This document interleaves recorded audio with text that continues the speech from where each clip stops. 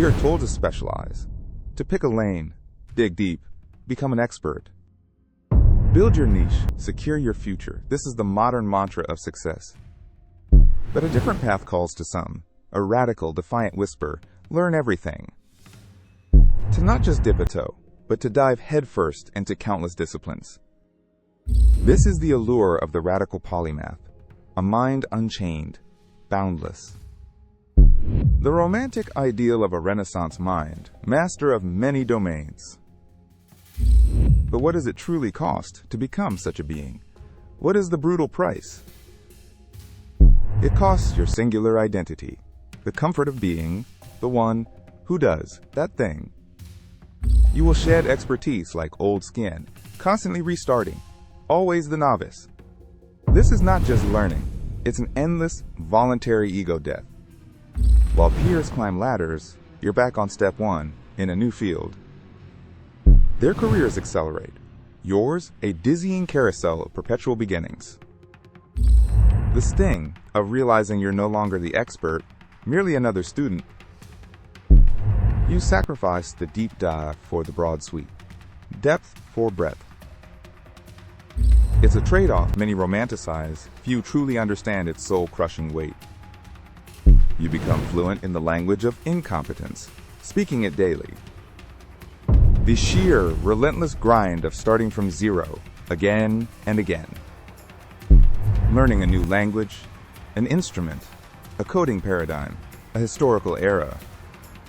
Each new pursuit demands a piece of your soul, a slice of your finite energy. You will confront your own intellectual limits, your own stubborn weaknesses, constantly. The crushing weight of not being good enough at anything. Not yet, anyway. Free time. What is free time to one who seeks infinite knowledge? Every spare moment becomes a battleground. Rest or study, leisure or learn. Sleep becomes a luxury you can rarely afford, a weakness to be overcome. Your social life withers. Who can keep up with your fragmented reality? Relationships fray under the strain of your relentless obsessive pursuit. The silent judgment of those who relax becomes a constant, gnawing presence. Hobbies die, replaced by the demanding mistress of new skills.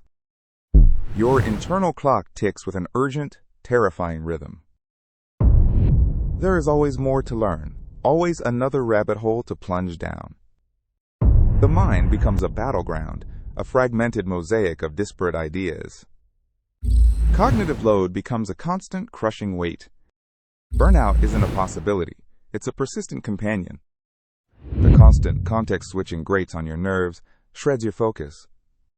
The struggle to integrate knowledge, to synthesize disparate fields, is agonizing. Impatience becomes a default setting. Why isn't this clicking faster? Frustration is a constant shadow, mocking your relentless efforts. The existential dread of countless unfinished projects hangs heavy. A terrifying question echoes, is this even worth it? This endless struggle? A quiet desperation in moments of profound doubt. Does anyone truly see this? Your body aches from lack of rest, your mind screams from relentless processing. This lonely pursuit, sustained only by sheer, brutal, uncompromising will. The prize isn't external validation, it's an internal, elusive coherence. You are a seeker, not a master, forever, just beyond the grasp of true expertise. The cost is everything. Your time, your peace, your certainty. Every new skill is a testament, every forgotten one a scar. The journey never ends, the finish line always a mirage. It is a path for the truly mad or the truly desperate. The world demands focus, but your spirit craves expansion. A constant war waged within, between ambition and sanity. The joy of discovery is fleeting, quickly overshadowed by the next frontier. You become a stranger to comfort, a friend to perpetual unease. Each discipline is a new language. You are eternally multilingual, rarely fluent. The price of the infinite mind is the finite, shattered self. It costs your rootedness. You become a wandering spirit without true home. The constant pressure to perform, to synthesize, to prove the impossible possible. It is a life lived in the crucible, forged in perpetual challenge. The world doesn't reward breadth. It rewards pinpoint, relentless depth. So your efforts often feel unappreciated, misunderstood, or simply ignored. The internal reward must be enough, for external validation is rare. You trade the comfortable niche for the uncomfortable frontier. Every triumph is quickly overshadowed by a new, insurmountable mountain. The relentless self-criticism, the brutal demand for constant improvement. You are your own harshest judge, your own relentless taskmaster. The quiet envy of those who simply master one thing and find peace. You are a bridge across chasms, but bridges are rarely walked by others. The sheer audacity of the goal, the impossibility of true completion. You are never done, never truly finished, always in media res. The constant need to update, to refresh, to prevent atrophy in multiple domains. It is a vow of perpetual effort, an oath to eternal struggle. The pressure to connect the dots, to find unifying theories, is immense. And often, those connections are fleeting, elusive, or simply not there. The quiet battle against distraction, against the siren call of enough. For a polymath, enough is a dangerous, deceptive word. The very act of seeking breadth can lead to a haunting superficiality. A fear that you know a little about everything and nothing truly well. The relentless pursuit can morph into an addiction, a compulsive need. It costs you the simple joy of effortless mastery in one beloved craft. Instead, it's a constant uphill battle across shifting sands. The emotional toll is unquantifiable, deep and ever-present. A persistent hum of inadequacy, a quiet echo of not enough. You forge a unique path, but it's often a solitary one.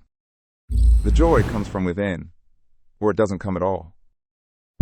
You become a living paradox, both vast and hollow, knowledgeable and always learning.